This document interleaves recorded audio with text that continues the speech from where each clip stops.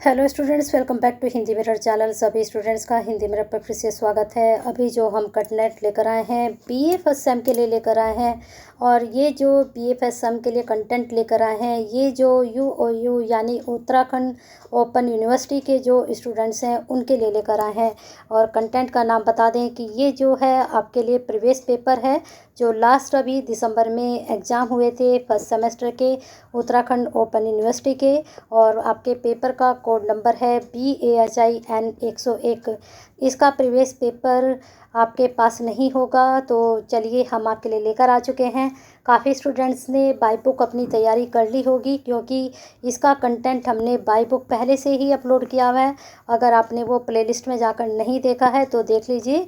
जितने भी Uttarakhand open university के फर्स्ट सेमेस्टर के स्टूडेंट्स हैं उनके लिए बता दें कि फर्स्ट सेम नाम से प्लेलिस्ट बनी हुई है, और उस पर लिखा है यूओयू यानी कि उत्तराखंड ओपन यूनिवर्सिटी। श्रीदेव सुमन यूनिवर्सिटी की भी प्लेलिस्ट है, उत्तराखंड ओपन यूनिवर्सिटी की प्लेलिस्ट अलग है। तो श्रीदेव सुमन यूनिवर्सिटी में भी अगर आपको कोई बेनिफिशियल अपने लिए कंटेंट लगता है तो उसको भी आप उठा सकते हैं फर्स्ट सेम से। तो चलिए बने रहिए हिंदी मिरर के साथ ऐसे ही बेनिफिशियल वीडियो के लिए। पेपर का नाम सभी को पता ही है, भारत का इतिहास प्रारंभिक काल से 300 ईस्वी तक। फिर इसके बाद जब आप सेकेंड सेम में आएंगे तो 300 से लेकर आपका 1200 ईस्वी तक का है। चलते हैं यहाँ पर अभी फर्स्ट सेम की ही बात करते हैं। तो लास्ट टाइम में आपके प्रश्न किस प्रकार के पूछे गए थे BHIN 101 से, तो देख लेते हैं। मैक्सिमम मार्क्स 70 और 2 घंटे का आपका पेपर होने वाला है।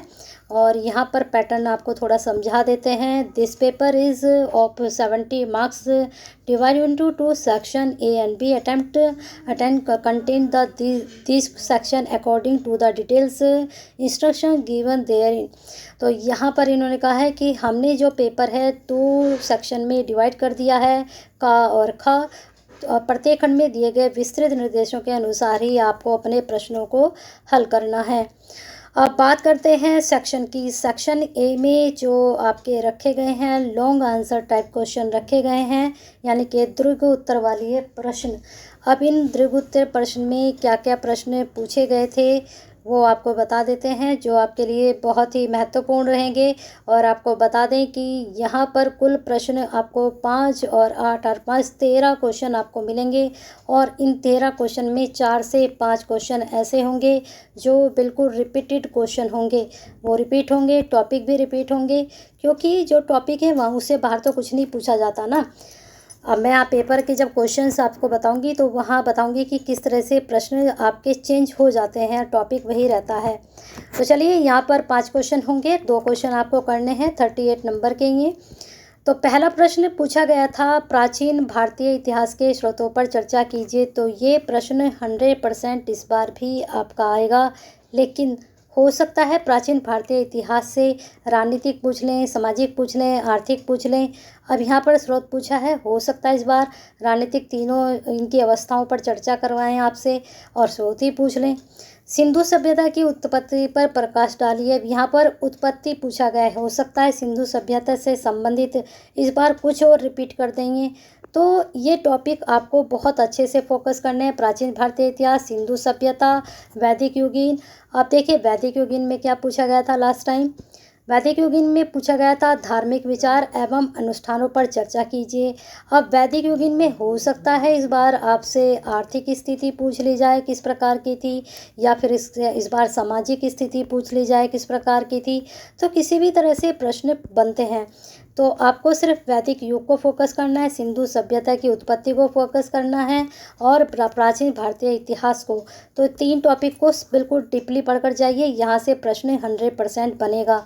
और 3 से 4 क्वेश्चन यहाँ पर आपके पूछे जाएंगे, तो 4 प्रश्न तो आपके यहीं से हल हो जाएंगे। अब बात करते हैं नेक्स्ट, बौद्ध धर्म के विस्तार को समझाइए, संगम साहित्य पर चर्चा कीजिए। अब संगम साहित्य को विस्तार से समझाइए, बौद्ध धर्म पर चर्चा कीजिए। ये यहाँ से इधर पहुँच जाएगा, ये इधर से इधर पहुँच जाएगा, कुछ इस तरह का पैटर्न पेपर में बन जाता है। तो ये प्रश्न आपके लॉन्ग क्वेश्चन थे। लॉन्ग क्वेश्चन में से कोई भी आपको 2 करने थे। अब इस पर मत जाइएगा कि ये लॉन्ग ही रहेंगे, हो सकता है ये लॉन्ग इस बार शॉर्ट बन जाएं। तो बौद्ध धर्म का विस्तार आपको शॉर्ट में पूछ लें, संगम साहित्य आपको शॉर्ट में पूछ लें, सिंधु सभ्यता की उत्पत्ति आपको शॉर्ट में पूछ लें, ऐसा भी हो सकता है जुकेतु क्वेश्चन। चलिए अब बात करते हैं शॉर्ट क्वेश्चन। यहाँ पर आपको मिलेंगे 8 शॉर्ट आंसर, और जिसमें आपको सिर्फ कितने करने हैं, 4 ही आपको करने हैं। ओनली 4 क्वेश्चन अटैम्प्ट करने हैं, जो कि आपको 32 नंबर गेन करने हैं। अगर आप अच्छे से अटैम्प्ट करते हैं, अच्छे से पढ़कर जाते हैं और आपके पढ़े हुए सारे आते हैं, तो डेफिनेटली आप 32 में से 25 अबाव तो ज़रूर गेन करेंगे। अब यहाँ पर जो शॉर्ट नोट लिखने हैं देख लीजिए। Right A short note of any 4 of the flowing. Harappa सभ्यता अच्छे से लिख कर आइएगा, भले ही चाहे ये आपका शॉर्ट नोट है लेकिन 8 नंबर का उत्तर है। तो 8 नंबर के उत्तर में आप मान के चलिए आप 2 से 3 पेज तो ज़रूर फिल कर आइएगा, तभी अच्छे नंबर आप ले पाते हैं। पूरा पाषाण युग कर लीजिएगा। सिंधु सभ्यता का धर्म जरूर करके जाएगा। देखिए मैंने सिंधु सभ्यता का है, जरूर पढ़ लीजिएगा। हड़प्पा जरूर पढ़ लीजिएगा। अब जैसे ऊपर सिंधु सभ्यता पूछा गया था, तो हो सकता है इस बार आपसे हड़प्पा सभ्यता के बारे में पूछ लें। हो सकता नहीं, डेफिनेटली पूछेंगे इस बार। पूरा पाषाण युग के बारे में पूछेंगे, हड़प्पा सभ्यता के बारे में पूछेंगे। ठीक है, सिंधु सभ्यता आपका शॉर्ट में जा सकता है, ये लॉन्ग में जा सकते हैं। अब बात करते हैं महायान की। फिर इसके बाद जो 5 क्वेश्चन पूछा गया था, सातवाहन कालीन भौतिक संस्कृति।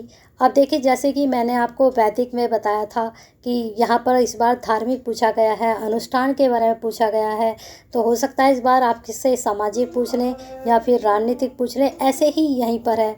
अब इसमें भौतिक संस्कृति पूछा गया है, इस हो सकता है इस बार आपसे लौकिक संस्कृति पूछ लें किस प्रकार की थी, या फिर इनकी राजनीतिक संस्कृति पूछ लें किस प्रकार की थी। तो इसी तरह से प्रश्न घूमते हैं। हम क्या करते हैं, हम जो दिए रहते हैं प्रश्न उन्हीं को फोकस कर लेते हैं, और उसमें क्या होता है कि फिर वो प्रश्न नहीं आता है, तो फिर हम जो है कंफ्यूज हो जाते हैं कि यार हम तो ये पढ़ कर आए थे और प्रश्न दूसरे तरीके से आ गया। तो तभी मैं कहती हूँ टॉपिक लेके चलिए, टॉपिक से रिलेटेड सब कुछ पढ़िए, तभी आप अच्छे से गेन कर पाते हैं नंबर। 6 क्वेश्चन पूछा गया था चंद्रगुप्त मौर्य से संबंधित, पढ़कर जरूर जाइएगा। यहाँ से भी 100% इस बार लॉन्ग या शॉर्ट में प्रश्न जरूर बनेगा। चंद्रगुप्त मौर्य इस बार हो सकता है लॉन्ग में पूछ लें, क्योंकि लॉन्ग में ये लास्ट टाइम नहीं पूछे गए थे। अब बात करते हैं संगम कालीन दक्षिण भारत, बहुत इंपॉर्टेंट है। इसमें देखिए लॉन्ग में भी पूछ लिया आपसे और शॉर्ट में भी पूछ लिया, और इस बार भी ये इसमें से ज़रूर पूछेंगे संगम में से। अब लास्ट क्वेश्चन कुषाण कालीन कला। अब देखिए कुषाण कालीन पूछ लिया, ऊपर पल्लव पूछ लिया था, और इसके बाद फिर आपका जो है तो प्रश्न जो है बहुत ही घूमते हैं। तो यहाँ पर जो प्रश्न है अभी कुषाण कला पूछा गया, तो यहाँ पर हो सकता है इस बार आपसे संगम साहित्य की जो है कला पूछ लें।